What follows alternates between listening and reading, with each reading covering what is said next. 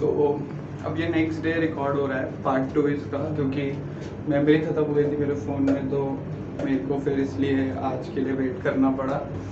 तो मैंने वो अपलोड की पिछली वीडियो, और अब मैं सेकंड पार्ट अपलोड कर रहा हूँ कि भाई इंटरव्यू में हुआ क्या, और क्या एक्सपीरियंस था, कैसे क्वेश्चन थे, और किस बेसिस पे सिलेक्शन हुआ, उस पर बात होगी अब।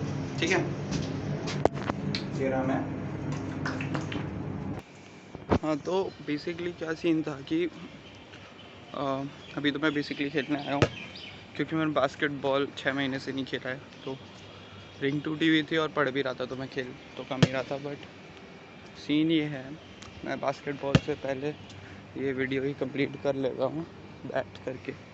तो बात ये हुई थी कि तो शॉर्टलिस्ट में नाम आ गया था, और मुझे 10 तारीख को ही पता लग गया था। तो मैंने इंटरव्यू एक्सपीरियंसेस सारे देख लिए थे, और इंटरव्यू एक्सपीरियंसेस देखने के बाद मुझे पता लग गया था कि कौन से लिमिटेड क्वेश्चंस जो हैं वो पूछे जाते हैं मोस्टली, लाइक किस टाइप के होते हैं। और मैंने बताया था कि वही सारे नोट्स रिवाइज किए थे कोर के लिए मैंने, और इंटरव्यू बिट के 40 क्वेश्चंस भी कर लिए थे उसके लिए।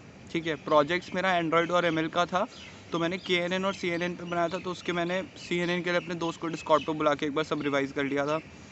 KNN के लिए मैंने खुद से देख लिया था इंटरव्यू क्वेश्चंस क्या पॉसिबल है।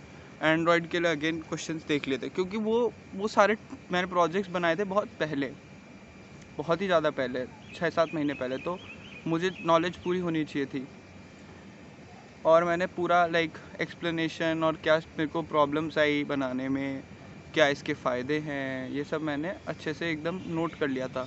इंट्रोडक्शन मैंने नोट कर लिया था पूरा बढ़िया एकदम, इंट्रोडक्शन कैसे होगा, स्ट्रेंथ्स में क्या बोलूँगा, वीकनेस में मैं क्या बोलना है, कंपनी के बारे में पूरी प्रायर नॉलेज कि करती क्या है, और कुछ भी HR के जो टिपिकल क्वेश्चन होता है, ये सब। अब मेरा ये पूरा काम मेरे भाई ने हेल्प की थी, उसने बहुत हेल्प की थी, क्योंकि उसने इंटरव्यूज़ बहुत दिए हुए हैं, तो उसको आइडिया था कि भाई कैसा आंसर इसमें देना चाहिए। और फिर पजल्स होते हैं, पजल्स का मतलब होता है कि जैसे क्वेश्चन होते हैं, जैसे कि मान लो कि भाई एक रूम है, 3 स्विचेस हैं, एक उनमें से एक ही सही है और बाहर बल्ब है, कितनी बार देखोगे, तो इसका 1 और 2 दोनों आंसर हो सकता है, डिपेंडिंग ऑन थर्मोडायनेमिक्स यूज़ करें या नहीं। ऐसे बहुत क्वेश्चंस होते हैं इस फॉर्मेट में कि भाई 6 लीटर का जग है एंड 8 लीटर का जग है, और आपको 7 लीटर वाटर मेजर करना है, तो कैसे करोगे। ये क्वेश्चंस होते हैं, ऐसे बहुत क्वेश्चंस होते हैं। ये पजल्स में आ गए। गेस एस्टिमेट्स होते हैं कि बताओ कि कितनी शादी होती है दिल्ली में, कितने लोग सेल्फ ड्राइव करते हैं अपनी खुद की कार दिल्ली में, ऐसे कुछ भी। इंडिया में कितने लोग पुअर हैं, तो उसके लिए वही उसमें जो चीज़ें होती हैं, जैसे कि आप इसमें एनालिसिस 2 टाइप से कर सकते हो। ये अगेन मेरे भाई ने बताया था कि पॉपुलेशन बेसिस को, पूरा पॉपुलेशन को कंसिडर करके, जैसे 2 करोड़ दिल्ली की पॉपुलेशन है, इंडिया की 130 करोड़ है, तो उसके हिसाब से डिडक्ट करते जाओ।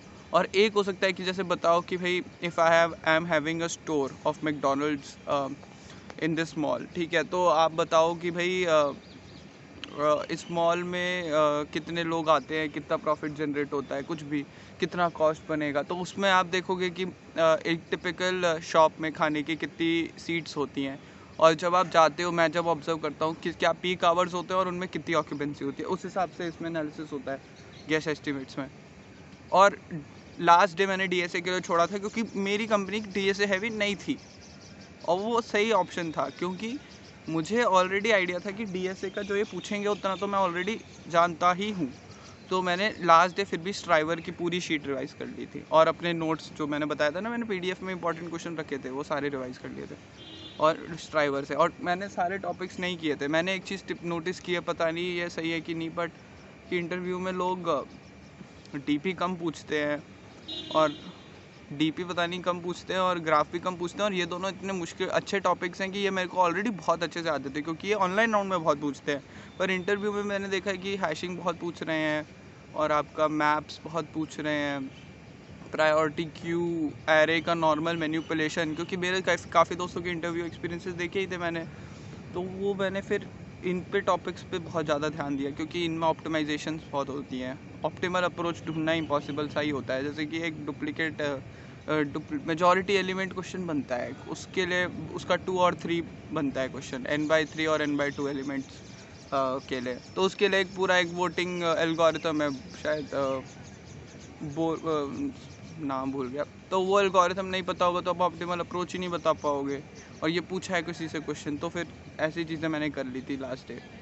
फिर सुबह उठा था और वही इंट्रो, कंपनी की प्रायर नॉलेज, ताकि HR राउंड में अच्छा हो जाए, ये सब रिवाइज करके, और कोर एक बार ऊपर से ओवरव्यू वापस, क्योंकि मैंने देखा है सब सक्सेसिव रिवीजन में बहुत कम टाइम लगता है। तो जब सब आता है आपको पता है कि आप ऐसे बस पेज पलट लो, लगता है रिवीजन हो गया। अगर आपने एक ही चीज़ को आपने 10 बार किया है ना, तो आप बस पेज पलट सकते हो।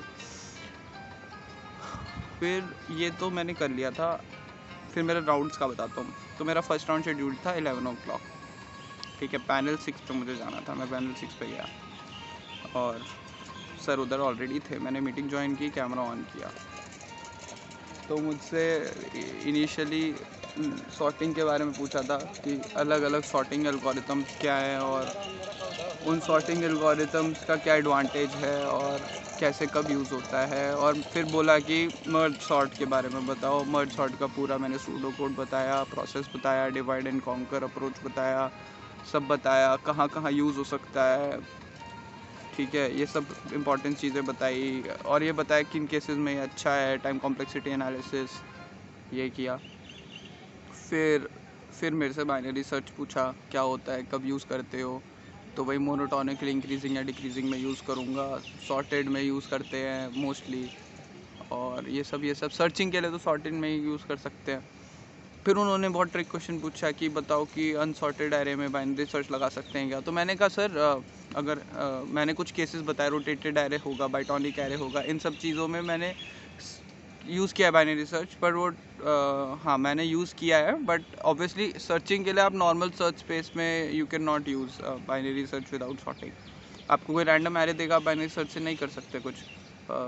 बट अगर कोई स्पेशल आपको केस है, आपको सर्च नहीं करना, कुछ और करना है, और रोटेटेड या कुछ ऐसा है, वेरिएशन है, तो आप बाइनरी सर्च आप फिर भी यूज़ कर लेते हो। तो मैंने यही बोला कि हाँ I can use it in unsorted array, और केसेस बताया उसको, क्वेश्चन ऐसे जो मैंने किए थे, तो ठीक था। और फिर वही कोड वोड तो करवाया ये सब नोट पैड पे, पर टू माई सरप्राइज़ बहुत जल्दी हो गया था ये राउंड। तो मुझे लगा कि मैंने कुछ गलत बोल दिया कि भाई ये राउंड इतना जल्दी कैसे ख़त्म हो गया, 15-20 मिनट्स में हो गया। तो मुझे यही डाउट था कि भाई बेकार हुआ है शायद राउंड, आई डोंट नो। तो पता नहीं फिर, लेकिन 10-15 मिनट बाद ही राउंड 2 का मेरे को आ गया कि राउंड 2 है अब, HR राउंड। और तब तक किसी और को HR राउंड आया ही नहीं था, तो I was the first person giving the round 2। तो राउंड 2 दिया, और बहुत round 2 was lengthy, round 2 was 1 hour long. HR plus थोड़ा सा टेक्निकल बीच बीच में चीज़ें, और नॉर्मल देख रहे थे बिहेवियर, तो देख ही रहे थे। और क्वेश्चन बहुत सर्कमस्टांसेस बेस्ड की, कलीग से लड़ाई हुई तो how will you handle it, professor से लड़ाई, और कैसे तुम अपनी लैंग्वेज को बदलते हो छोटे बच्चों से बात करने के लिए एंड बड़े बच्चों से बात करने के लिए। ये ऐसे टाइप के बहुत जो सवाल बनते हैं, और अपने ये बताओ फेलियर से कैसे कम बैक किया, ऐसी चीज़ें। तो ये